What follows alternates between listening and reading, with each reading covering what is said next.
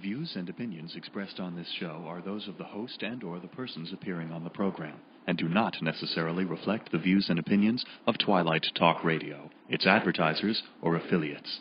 Listener discretion is advised.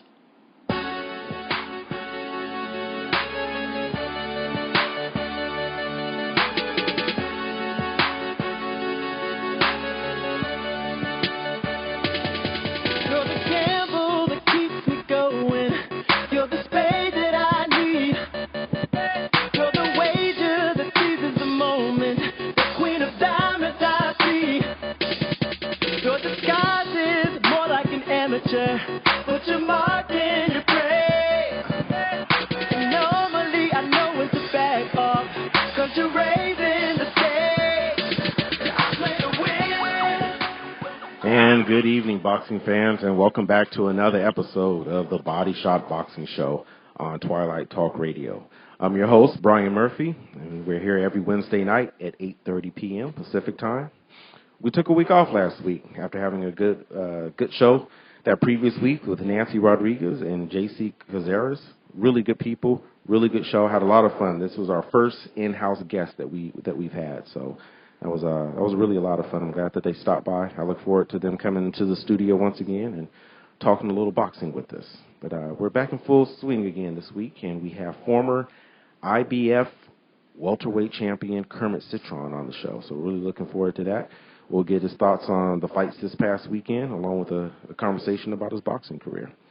As a reminder, we are a call-in show. So if you want to call in and ask Kermit any questions, please feel free to do so at 909-726-7226. That's 909-726-7226. After a pretty slow month or so of boxing, we had a nice weekend full of a bunch of fights, and that was really, really cool. So we'll be talking to Kermit about that. We had Carl Frampton against Scott Quigg.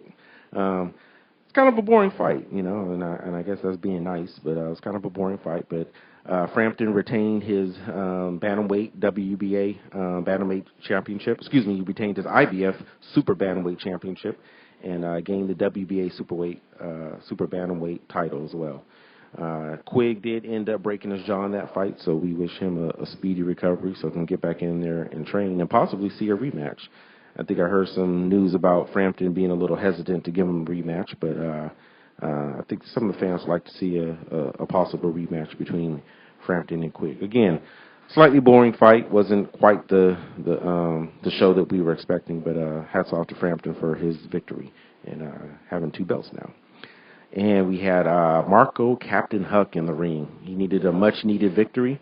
After losing his last fight to Glowacki, he definitely needed to get a victory to get back at the top of the cruiserweight division. So he did that over Ola Afolobi, and so that was I guess it was an okay fight, but yeah, he won that. So we need him back at the cruiserweight division. And my man Terrence Crawford stopped Hank Lundy in the 5th round. I tell you, this guy is the real deal. He switches from orthodox to southpaw with ease. He can get in there and brawl with you. He's got a mean streak in him. He could be a nasty sucker in the ring, but he can also box. You know, the kid's got some real skill. He's got some real power. And the way his frame is built, I definitely see him jumping up to welterweight pretty soon. But yeah, he's definitely the real deal. Put on the show. You know, some of these boxers they a little hesitant sometimes, and they're a little bit too defensive-minded, and that doesn't give you the show that you're looking for. But Terrence Crawford isn't like that. He'll get in there and bang it around a little bit. Another boxer just like that who had a fight this weekend, Leo Santa Cruz. Absolute crowd-pleasing fight this was. He stopped Kiko Martinez in the 5th round. How can you not be a fan of Leo Santa Cruz? He goes in there, lays it all out on the line, throws punches left and right. His last fight, I believe it ended with around 1,400 punches thrown. And by the end of the 5th round, when he stopped Kiko, there was over 1,000 punches thrown. So Leo Santa Cruz, his output is just absolutely ridiculous. And you can't help but to love the kid. He, and that's a risk for him, too. When you have that much of a high output and you're punching that much, you can get caught. And he even talked about that after the fight. He talked about, hey, I wanted to give the fans a fight, and I wanted to give them what they came to see. But I knew that this was a game fighter, and I knew that I could get hurt. so I had to really be careful and watch myself. So that's when he started to box a little bit, and but he ended up taking him out. So good job to him. We are going to get ready to hop into a commercial break, and when we come back, we are going to have Mr. Kermit Citron, and we are going to have a good conversation with him. So I'm looking forward to it. Stay tuned. We'll talk to you soon.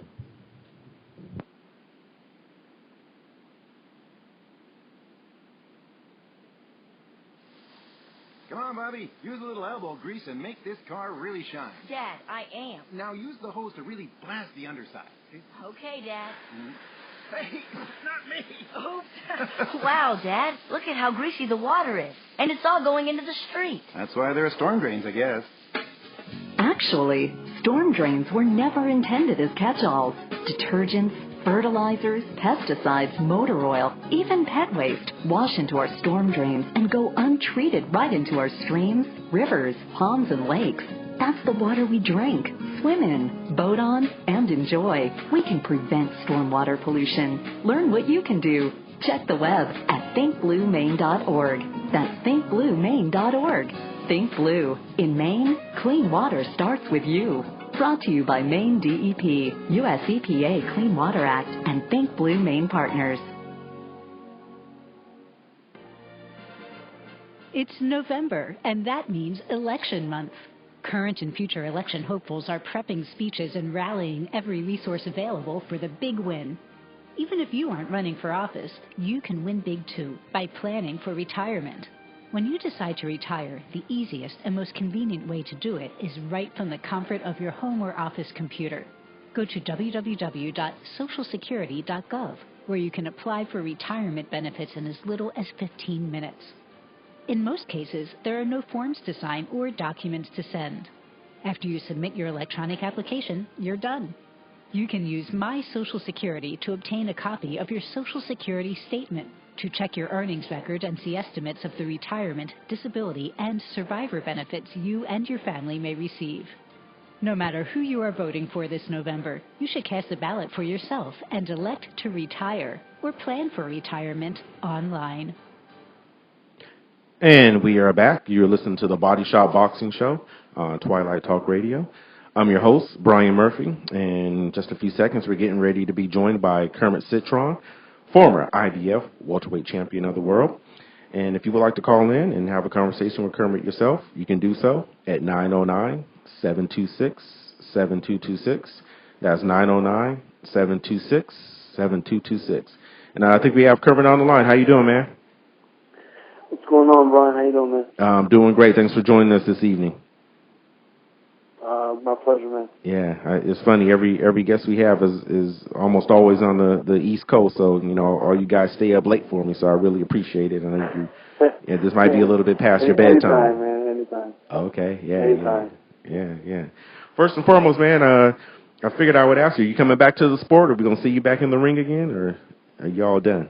No, definitely. I've been trying to book a fight for the past couple of months now. Okay. I had a bad injury with my hand, anyways. Against Ron Cruz back in 2014. I had to take off for a full year without doing absolutely anything.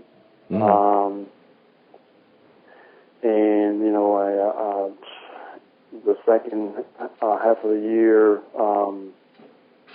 I was just, rehabbing and stuff like that.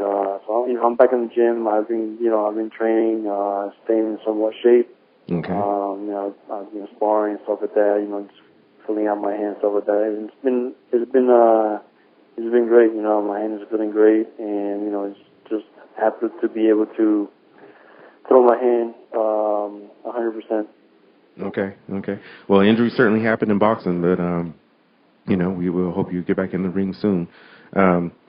What weight class are you going to come back at? Welterweight? I'll be back at junior middleweight. My way back, but hopefully to go back down to 147. 147. Okay. Cool. Yeah. What any particular workouts you're doing right now? Is it just because I know you're not in camp, so you're just kind of doing regular conditioning, riding a bike, swimming, running? I'm just doing typical things that you do in training camp. You know, I'm just trying to stay in so much shape. Just waiting for that one date where I can just book a fight and you know, just prepare myself for the fight. Okay. Well, boxing is a very interesting landscape right now. There's a lot going on. The biggest face in the sport, Floyd Mayweather, has retired, and he says he's retired. He says he's not coming back, and there's somewhat of an absence there. So I was wondering, who do you feel is the current face of boxing now that Floyd Mayweather stepped away? Man, to be honest with you, man, I don't even watch boxing, man. I don't even know who's out there, honestly. I watched last weekend, was it? Yeah, this past weekend. This past weekend, there was some fights. Yeah. Did you watch any of them? I watched and the reason why is because I kept hearing good things about the Puerto Rican prospect, Felix, I think it is his name. No, Verdejo. Yeah. So I turned the TV on just to see what type of fighter he really was and stuff like that. And honestly, I wasn't too impressed. Really? At this point. Okay. Yeah. I mean, he's young. Mm-hmm. He's still learning. Mm-hmm. Hasn't really been tested yet. I mean, the fighter that he fought from Brazil, I mean, he looked awkward. Mm-hmm. But it was somebody that apparently, Felix being a big puncher, is a guy that he could have stopped. But I don't know, man. That was my first time checking him out. And to be honest, I wasn't too impressed. But I was also rooting for Hank Lundy, a buddy of mine. He had actually fought my brother in his early days of his career. Okay. But honestly, man, I don't even know what's going on with the boxing world these days, man. Well, there's definitely a lot going on, and you mentioned Hank Lundy, and I talked about that before you came on the line. He fought Terrence Crawford, and obviously, he didn't do too well. What do you think of Terrence Crawford as a boxer? I think he's pretty phenomenal. He's a good fighter. Yeah, he's a good fighter. I think he starts too slow, in my opinion. But that's just any class fighter that's just going out there, and just pretty much just warming up, just testing to see what the other opponent has. And a lot of fighters do that. Mm-hmm. I like starting fast, man. Right. You get out of there way quick, man. Yeah. Is that how would you describe? I don't know, man. The fight was a good fight. He fought his fight. Hank Lundy he started fast, and he started off really good, and I just think that Crawford just decided to settle down more and just waited for the mistakes that Hank Lundy did, and make Hank Lundy pay for those mistakes. Sure. Hank Lundy's a solid fighter, but Terrence Crawford is at the high end of elite level, and he was definitely heavily favored to win. And the way he switches back from orthodox to southpaw is not something that other fighters are able to do, at least with the ease that he does it. Kind of like a switch hitter in baseball. He does it right. Yeah, he does a really good job. He does a really good job. In picking his opponents apart. He does. Lundy, he's very talented, man. I still to this day, I think, in my opinion, he's one of the best on 135. If he uses the skills, the ability that he has, man, he can go really, really far. He can become a world champion. Yeah. I just, for whatever reason, he just doesn't let it out. I don't know what it is about him. Yeah. I don't know either. I do know that he's a very talented fighter. He's a very skilled fighter. And he did, he was very game against Crawford. He definitely didn't go in there and lay down, that's for sure. No, for sure not. He went in there to, he did what he had to do, Right. He tried anyways. Right. Fighting for a world title, man, you have to take advantage of it. Yeah. Oh, that, yeah. And Crawford knew that. Crawford knew, he even said it, he said, hey, this guy, he has an opportunity to come in here, and he's going to take full advantage of it. He's not going to be in here messing around. So Crawford knew he had to take him seriously. Yeah, for sure. Yeah. Who would you like to fight if in your first fight back? Who would you like to face? I just want to get a 1 or 2 tune-up fights, and I've been March. Let me see. Now in March, actually, this month. It'll be 2 years on the 14th, I believe it is. And I just want to, get 1 or 2 tune-up fights, and then just go out there and get back on top. Right. Yeah, 2 years is definitely that's a good amount of time to be out the ring. So you definitely need at least 2 tune-up fights before you face the stiffer competition. Yeah, for sure. Yeah. Sure. I mean, it feels good, taking a year, the time off, but it's I'm not getting younger. Right. So just want to go out there and just get 1 or 2 tune-up fights, and then just go from there and just shoot for another world title, man. Yeah. That's my goal. Well, we'll be rooting for you, that's for sure, man. We'll definitely be wishing the best for you. There's some good fights coming up. Thurman versus Porter, we know that was supposed to happen, and Keith Thurman got into a car accident, and luckily he wasn't injured too bad, but he complained about soreness, so he decided to postpone the fight. When they do eventually meet up, who do you have between the two? Like I said, man, I haven't really watched too much boxing. I watched Thurman against Luis Collazo. Okay. That was a good fight. Luis part, he hurt Thurman to the body. Mm-hmm. Trying to think who I saw Porter fight. I can't remember. I might have been Malignaggi. Okay, yeah. Because, I'm good friends with Malignaggi. Okay. You beat him up pretty bad. Yeah, I mean, Paulie, he's small for 147, I think. But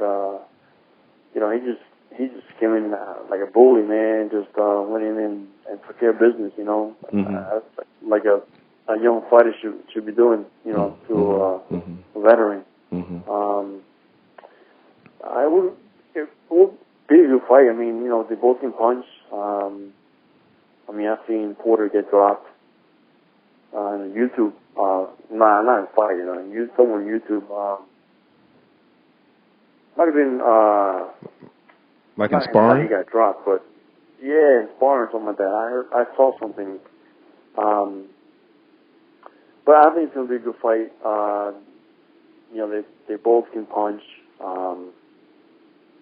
No one's gonna back away. That's for sure. I don't know, man. Like I say, it's hard for me to tell exactly. Sure. It's just I don't watch boxing that much, and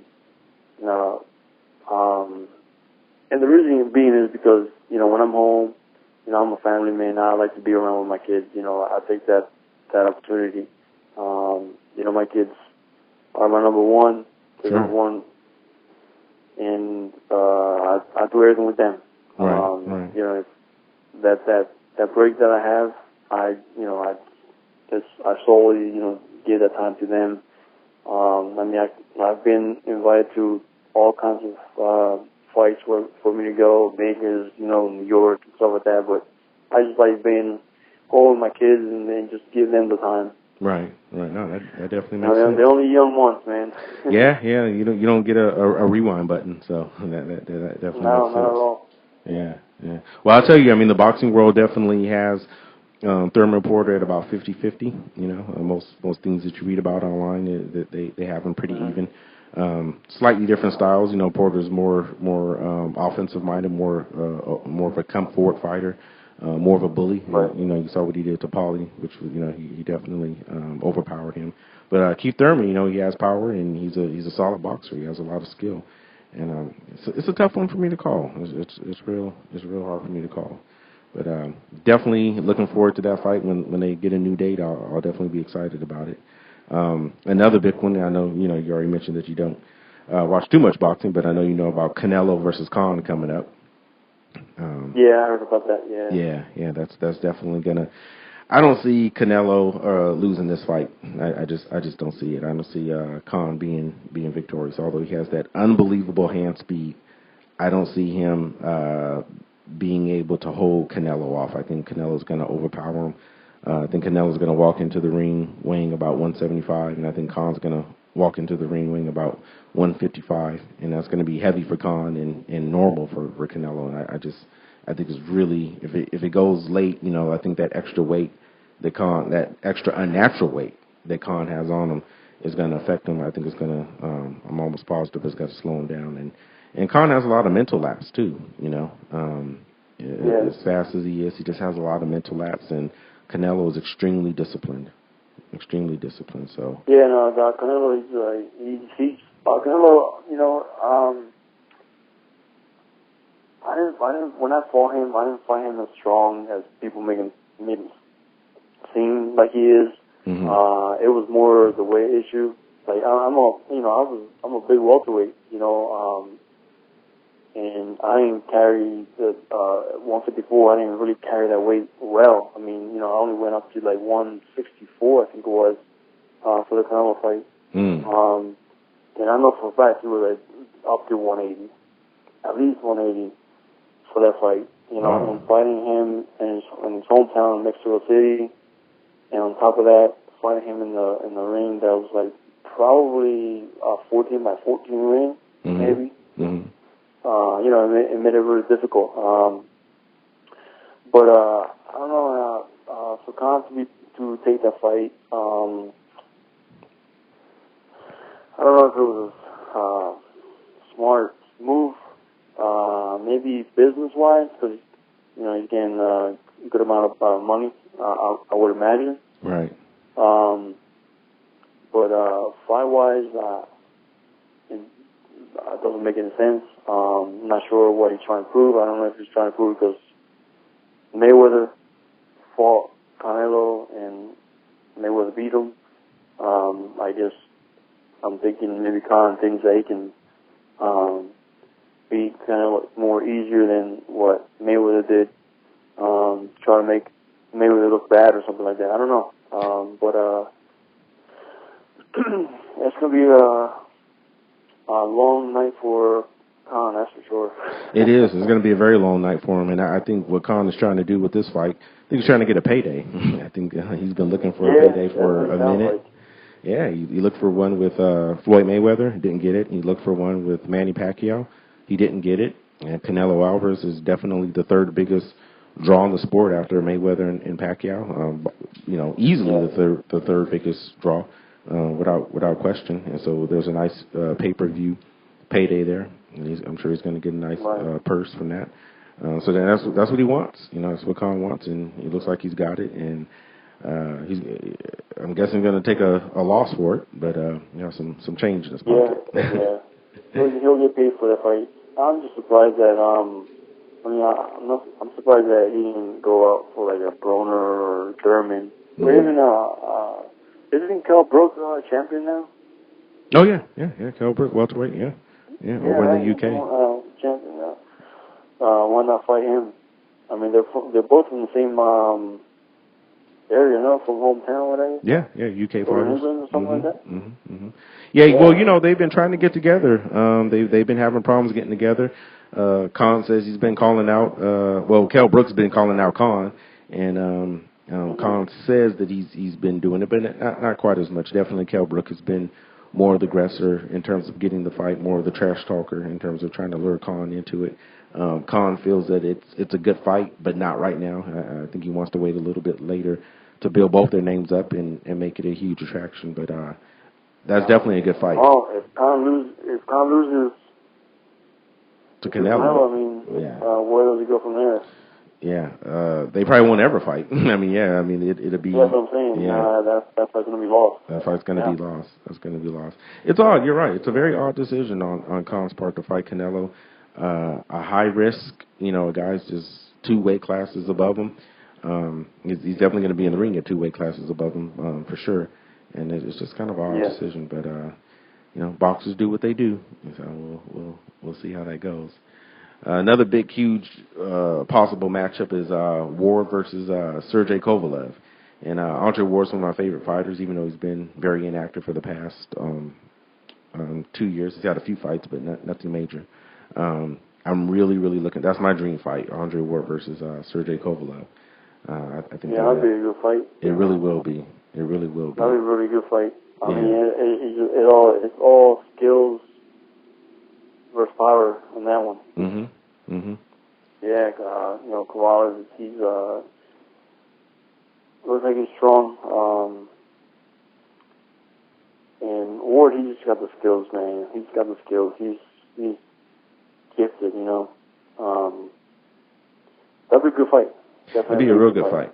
It'd be a real good fight. Ward is extremely gifted. I also think that Ward hits a lot harder than what people say that he does. But you always hear commentators say, Ward is skilled and he's not a big puncher, but I really think he's the hardest hitting so-called non-hitter in the sport. I think he really packs a nice solid punch that really affects people.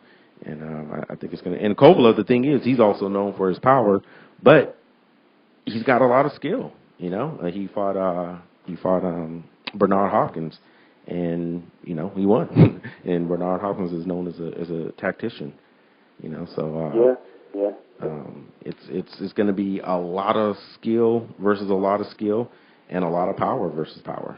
I think I can't see that being a bad fight. They're both action fighters. They're not going to just sit back and be defensive minded only. But they'll be defensively responsible, but they're not going to be defensive minded only. They're going to throw a lot of punches, and I just think that's going to be a pretty incredible fight. So that'll be a good fight. Definitely, yeah. So, we're going to hop into a commercial break real quick, and then we'll come back more. We'll talk about some what you've been up to outside the ring a little bit more, because I know you said you haven't been following the boxing. So we'll get into the personal life of Kermit Citron when we come back. So stay tuned. We'll be back. Okay. It's November, and that means election month. Current and future election hopefuls are prepping speeches and rallying every resource available for the big win. Even if you aren't running for office, you can win big too by planning for retirement. When you decide to retire, the easiest and most convenient way to do it is right from the comfort of your home or office computer. Go to www.socialsecurity.gov, where you can apply for retirement benefits in as little as 15 minutes. In most cases, there are no forms to sign or documents to send. After you submit your electronic application, you're done. You can use My Social Security to obtain a copy of your Social Security statement, to check your earnings record and see estimates of the retirement, disability, and survivor benefits you and your family may receive. No matter who you are voting for this November, you should cast a ballot for yourself and elect to retire or plan for retirement online. On Labor Day, many Americans enjoy a long weekend to commemorate the hard work they do the rest of the year. Labor Day also reminds us that all our hard work is paying into a retirement fund that makes us eligible for monthly Social Security benefits when we reach retirement age. If you worked 10 years and received 4 credits each year for a total of 40 credits, you'll enjoy the security of Social Security retirement benefits. Remember, those years don't have to be consecutive. In the past, applying for benefits required you to drive to a Social Security office and fill out paperwork. Now, you can visit www.socialsecurity.gov/apply online to find out everything you need to know about applying online for retirement benefits. Consider now what protection your labor has earned for you and your family through Social Security. And we are back, fight fans. You are listening to the Body Shot Boxing Show on Twilight Talk Radio. I'm Brian Murphy, your host. And just to let you know, we can be heard every Wednesday night at 8:30 p.m. Pacific Time. We're sitting here having a conversation with former IBF welterweight champion Kermit Citron. If you want to call in and ask him a question or two, you can do so at 909-726-7226. That's 909-726-7226. So when I talked to you earlier, you said that you and your wife own a yoga studio, correct? That's correct, yes. Okay. How long has that been the case? We've been open now for about 2.5 years now. We've just been busy, trying to get that business rolling. She does most of the work though. You know, I'm just there. I teach a couple classes. Well, not really the yoga part of things, but I do have a little small gym in the back where I do some circuit training, a little bit of boxing as well. I do that type of working out for the clients and stuff like that that come in and are members for the yoga part.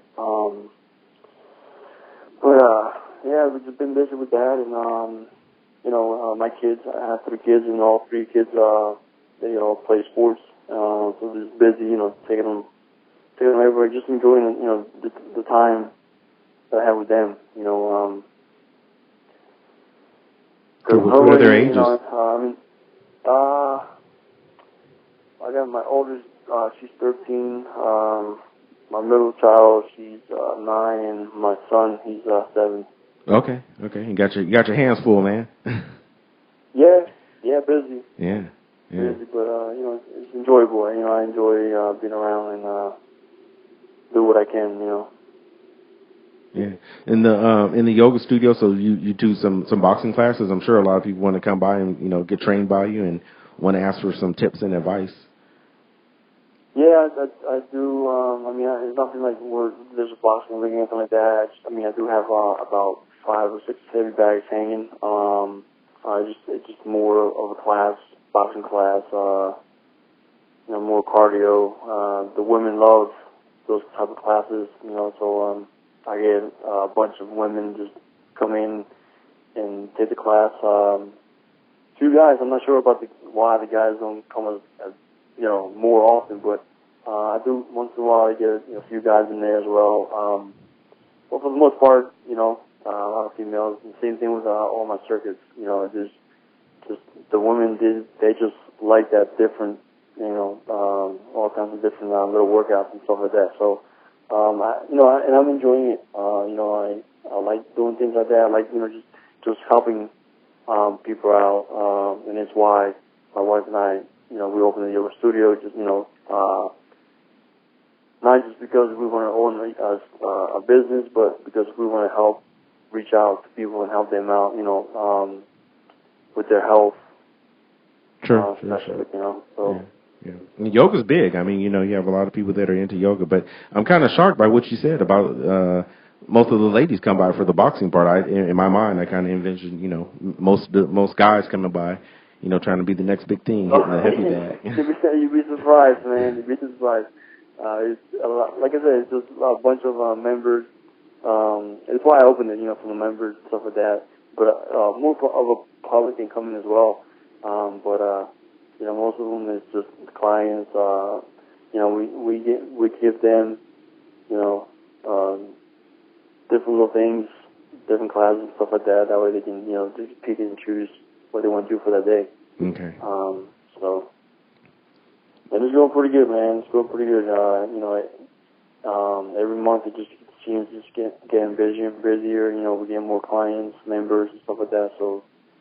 Okay. And what's the name of it? Go ahead and do a little advertising for you. You can. It's, you know, it's actually it's called Bikram Yoga Lehigh Valley. You know, I'm in Pennsylvania, so Allentown, you know, Lehigh County. You know, I'm like about an hour from the studio. I live, you know, and the reason why we chose Lehigh area is because we wanted to get out where we live, you know, from where we live, and we want to go out and go different route, you know, just deal with different people, you know. I got you. So yeah, we know a lot of people around in the area where I live, but we want to go a little further out, which is about an hour. Not bad of a drive, really. And you know, it's like I said, you know, it's Bikram Yoga. It's 26 postures. The room is 105 degrees with 50 humidity, humidity. So it's really hot, man. You know, and now you know why I make the welterweight division. Yeah, because you sweat. You don't have no water in you. You got no liquids in you, man. You all dried out. you lose about 8 pounds, 10 pounds. Oh, okay. That's. I need to go there then. Yeah, I could drop that. Check it out, man. You know, peak room. It's called peak room. Like I said, it's 26 postures. It's a 90-minute class. It's very popular. You know, it's the headquarters actually in California, LA. Okay. Yeah, you know, it's interesting. I heard somebody say years ago, and this just really made me think I have to try yoga at some point in my life. And they said something to the effect of, you're only going to be as good at yoga as you're living things in your personal life. So basically, if you're drinking or if you're not taking care of your body during the week, and then you go and do yoga, it's going to show up. You know, and I thought, that's something that keeps you honest. You know, that's how can you beat that? Something that keeps you honest. You know. Yep. Yeah. So I guess you've experienced that. You've experienced that yourself. You're with yoga in terms of you know, if you're not doing things right or eating healthy or eating right, or you know, I don't know if you drink at all, but you know, if you're just not living the best that you can, you know, it's gonna, and it's kind of the same with boxing too. You know, if you're in training camp and you're not giving it 100%, then at some point that's going to show up in the ring. You know, it could be the 8th round or the first round, but it's going to show up in the ring. It definitely does. Definitely does. I mean, there's days where like I take one of my wife's class, and you can tell that you know that you didn't eat as healthy as you can. I mean, you know, I do eat my junk once in a while, but yeah, it does shows in the practice. I mean, you know, there's days where like I'm like feeling really loose and feeling good. There's other days where like I'm like, man, I must have ate something wrong, something that I wasn't supposed to eat, because I'm feeling sluggish today, and you know, and it does show. Right. Well, I won't tell you what I had to eat on the way to the studio today. I call myself eating healthy. No McDonald's, please. Oh no McDonald's. I'll tell you. I had some Popeye's chicken. I had a craving for the red beans and rice. Yeah, deep fried chicken, huh? Yeah. Actually, I didn't even have the chicken. I just had the red beans and rice. I had a craving for it. So there you go. Yeah. So I have to make up for that later on in the week with the salad or in a nice long run. Yep. Make it up, man. Make it up. Get out there and run. Yeah. Do any of your kids want to run box? Any of your kids interested in becoming fighters? You know what? None of my kids have any interest, especially my boy. You know, I would have thought that he would get the itch or the interest of doing it, but like I've taken him to the gym a couple times, and you know, just sits there, just watches me train, watch all the kids train, watch other people train. I give him a set of gloves. He don't even wear them. He's like, he puts them back. No interest at all. You know, he's doing his baseball. Okay. And you know, he's actually a really good baseball player for his age. He's only 7, and he's really good. You know, I take him to clinics in the winter, especially. You know, because he can't go out. Of course, in Pennsylvania, you can't be out playing baseball. But if you let him play all year round, he will. Okay. You know, that's his sport, and that's what he likes to do. He did play basketball as well. My 2 daughters, my oldest, she swims, and my middle child, she plays soccer, and she's been asking me about playing volleyball and tennis now. So you know, she wants to try all kinds of sports. Okay. So you know, I'll let them choose whatever they want, and then, you know, choose the sport that they want to stick to. And right now, my son Clemente, he picked it up, you know, quickly. You know, he knew exactly what he wanted to play. Okay. So yeah, man, it's been interesting with my kids. You know, just 3 different kids. You know, different personalities, and sure. It's a lot of fun. Sure. A lot of fun. Sure. Well, you know, you're doing the right thing by letting them choose the sport. You know, a lot of parents, I'm sure, as you know, force, you know, whatever it is they want to do. I mean, in your case, boxing. But, you know, if somebody say want to be a baseball player, or well, I shouldn't say you want to be, obviously, a professional boxer.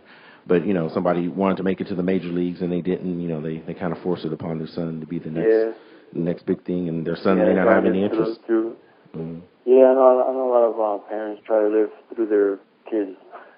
Right. Yeah, so. Yeah.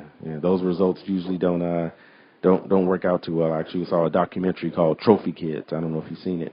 It's It's called Trophy Kids. It's on Netflix. Oh yeah, I've seen that. I've seen that on Netflix. Netflix. Yeah, Netflix. Yeah. Wasn't that incredible? Goodness. Yeah. Those actually the one that was profiled on there, the golfer, was profiled on another documentary that I saw recently on actual children golfers, and she was on that one, and she ended up doing really well. Came in first, but yeah, the other players, it was interesting because number one, they weren't that good at what the parents were trying to push them to do. But even if they were good, they wouldn't have gone much further anyways because the parents were incredibly overbearing. Yeah, no, for sure. I just think that parents should just kind of take a step back and just let them go, let them just find themselves, with what they want to do. Right. So you doing anything else out there aside from the yoga and the teaching some of the boxing stuff? Or what's the hobbies out there in Pennsylvania? Because I know it's seasonal out there, so I know you're limited on what you can do in terms of outside.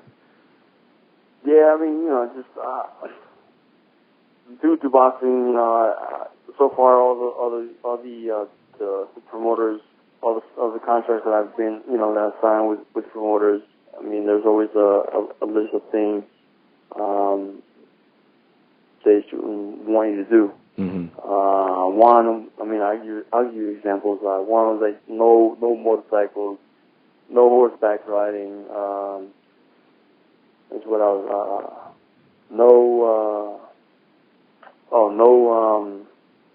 No skiing, no snowboarding. And snowboarding. I mean, I love snowboarding, but I haven't done it in I want to say the past 13, 14 years. Oh, okay. Ever since I signed with major promoters. Mm-hmm. But yeah, I mean, in the winter here, just skiing, snowboarding, tubing, I mean, there's not much to do outside besides that. Right. Going hunting, stuff like that, but I mean, I don't do that kind of stuff. Okay. I'm more into the sports and stuff like that. Man, not much around here, man. Yeah. No, and I was going to ask you if you hunt, because I do know that for people who are into hunting, I know that Pennsylvania is a place that they kind of go to. So I was going to ask you if you hunt. That's a whole different world, though, hunting. Oh yeah, it is. Yeah. Yeah. I mean, I have a bunch of my friends. They go hunting and stuff like that. But I never tried it. I don't think I ever will. It's not for me. I like to be on the fast. I don't like sitting and just waiting for something to just pop up. For me to shoot. Yeah. So it's just I don't know. It's either you want to do it or you don't. It's kind of a different world. But yeah, when you come from the world of boxing, I think that probably have a much different mentality than sitting in the tree and like you said, waiting for a deer to pass by and shoot it if you're. On top of that, you're freezing your butt off. Yeah. I know it gets extremely cold out there. Just to circle it back around to boxing a little bit though. What do you think about the current state of boxing? I mean, you're not watching it all the time. I know you're familiar with promoters, not getting along. I know I'm sure you've heard about some of the fights that some of the fans would really like to see be made. Aren't getting made, Al Heyman versus. Well, I mean, one of the things that I keep hearing, and I mean, I've read, a lot of fighters don't want to fight nobody now. I mean, nobody wants to fight nobody. Mm-hmm. I mean, I've started fighting. I turned pro in 2000. My first 7 fights, I was making $400 a fight. Now everybody's making $500,000 for the pro debut fight. I mean, it's very disappointing because, like I said, I started off,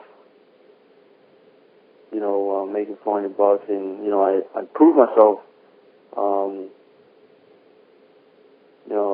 And fighting hard fights and winning fights and becoming a world champion the hard way. Mm-hmm. Same with Bernard Hopkins.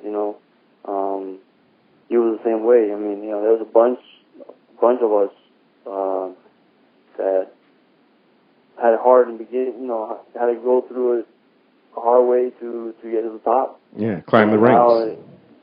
Now world titles are getting handed out to fighters. I mean, I don't want to mention their names, but I'm sure you know a couple fighters belts have been handed out to them. Yeah, but that's definitely a problem in boxing. Yeah. And there's a lot of people who are getting belts that don't deserve it, and they're getting world titles. And they're just getting. I shouldn't even say getting belted. I mean, if you get the belt, you know, I'm sure you've worked hard to get there. But some people are getting opportunities, and they're becoming contenders where, you know, they're not really highly ranked, and maybe they're not quite at a position to where they deserve it. And other people who do deserve it. On top of that, they're getting all this load of money. I mean, like it's ridiculous. You know, I mean, still to this day, I'm trying to make that $1 million payday. Sure. Myself. Sure. You know, and I've been a world champion. Right. And I still haven't seen not even $500,000. You know, so it's like kind of like, you know, at the same time it's frustrating, but you know, it is what it is. I mean, yeah, it's definitely difficult. Getting handed out to this young fighters these days. You know, they're not proving themselves at all to deserve those type of paydays, you know? Yeah. And, you know, it could be a two-sided argument. I mean, you know, somebody, again, if they're making $200 or $400 a fight, you know, and then if they're making a lot of money, and even if they don't deserve it, I guess it's an opportunity to get in and get out, because, you know, the one thing about boxing, of course, is you face the danger of getting hurt, you know, and maybe getting hurt very badly. Yeah, so I think that's one good thing that's definitely improved over the years, is the opportunity to make a real living at it. And I think boxers are taking I know that a lot of boxers are definitely taking a different approach. They're saying, hey, you know what, I have some talent, and I'm able to get a good payday, and I'm signed with a major promoter, and I'm just going to take as little risk as I can and collect my money and walk away, you know. Yeah, which isn't too bad, because, you know, you get to have your faculties at 40 years old, you know, so that's kind of a bit. That's hurting the sport, though. You know what I mean? Like, you know, fans love a lot of people like boxing, and I mean, I've spoken to older people that have watched boxing all their lives, and now they're kind of like, you know, not really watching boxing because of how it is these days. You know, nobody wants to play nobody, you know.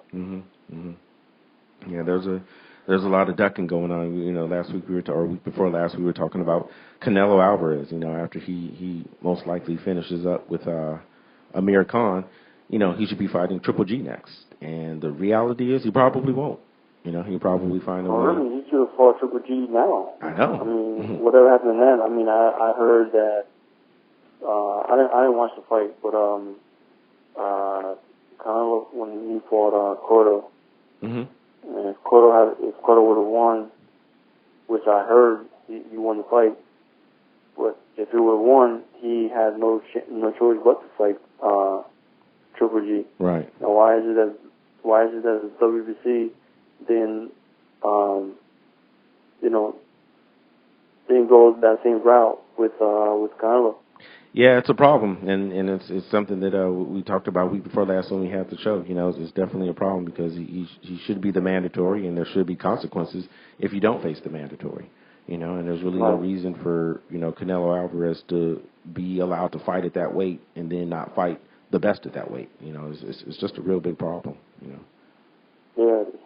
Yeah. So we'll have to see what happens with that. It'll be interesting. You know, boxing, the landscape of it has definitely changed a lot over the past 10 years, and even more so over the past 5 years. You know, a lot of up and coming fighters coming into the scene, and like you said, the dynamics of some making money and not taking the hard fights, and the fans don't like that, but that's good for the boxers. But then you have a few who are, you know, like Leo Santa Cruz, or I guess it's pronounced Leo Santa Cruz, or Crawford. You know, they go in there, and of course Triple G and Canelo. You know, they really get in there, and they mix it up, and they give the fans what they want to see, even at the risk of damage to them also. So there's flip sides on each side of the coin with this, but we'll have to see where boxing takes us in the next few years. It'll be really interesting because changes are coming every month, and people are always up in arms about it, and I'm just really enjoying the ride, sitting back, seeing which direction it'll take.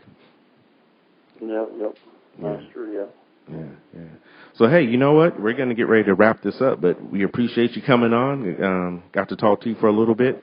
And, I know you're back in the ring. I know you're looking to get back in the ring. I know you're training in the gym. And I know you're looking for another fight. So I know how challenging that could be, especially if you've been out of the game for a little bit. I know it could be a bit of a challenge, but I definitely wish you the best of luck. That's a little challenging right now for the fact that, right now I'm just a free agent. I have no contract with no promoter, so so it kind of like makes it a little more harder for me. Mm-hmm. For the fact that having a name and then not having a promoter, so it kind of like makes it harder for me to get any fight, a big fight. Mm-hmm. Mm-hmm. But I'll just continue to just keep training, and I know that eventually something will pop up and get back in the ring, man. Yeah. I'm hoping to get back in the ring sometime in April. I hope so too. Best of luck to you, and thanks for joining us today. We really appreciate the conversation. Well, I appreciate you having me on, man. Okay, no problem. I really do. No problem. Hey, we're going to take a quick commercial break again, and then we're going to come back and wrap this up. The Body Shot Boxing Show on Twilight Talk Radio. If you receive disability benefits, keeping Social Security informed is key. Keeping us informed minimizes the chance that we learn about something later that could negatively affect your benefits. That's the surprise no one wants because it creates overpayments that you must repay, disrupts payments, and can even jeopardize your entitlement to Social Security benefits. Learn more about reporting responsibilities for people working and receiving disability or SSI benefits by reading our online publications, Working While Disabled, How We Can Help, and How Work Affects Your Benefits at www.socialsecurity.gov/pubs. Some changes can be reported online at www.socialsecurity.gov. You can also notify us at 1-800-772-1213 or contact your local Social Security office. Our goal at Social Security is to pay you the right amount on time every month. With your cooperation to keep us informed of changes, the likelihood of any unpleasant surprises that could derail your benefits will be greatly minimized. Hi, this is Nicolas Cage. When you're a teenager, there are a lot of things going on that can produce stress and anxiety. The pressures of school, dating, and the future in general can seem overwhelming sometimes. But there are healthy ways to deal with stress, ways to reduce it and channel your energy in positive directions. And you don't have to do it alone. The Will Rogers Institute has a free booklet with some really helpful information. For your free copy, visit wrinstitute.org and find us on Facebook and Twitter. All right, so we are back, and that's going to do it for this episode of the Body Shot Boxing Show on Twilight Talk Radio. Hey, thanks again to Kermit Cintron for coming on and having a conversation with us, telling us about his life outside the ring and what he's been doing since his 2-year break outside of boxing. It's nice to get to know a person to see what they're doing when they're not in the ring, So a little housekeeping. If you want to reach me on email, you can do so at boxing@murphygrouppr.com. That is boxing@murphygrouppr.com. Or you can check out my blog at www.bodyshotboxing.wordpress.com. That is www.bodyshotboxing.wordpress.com. And on Facebook, that is Body Shot Boxing Blog. Body Shot Boxing Blog on Facebook. And on Twitter, we got Body Shot Boxing 2. That is Body Shot Boxing 2. Thanks again, everyone. Join us next Wednesday evening at 8:30 p.m. Pacific Time. The Body Shot Boxing Show. I'm Brian Murphy. Long live boxing.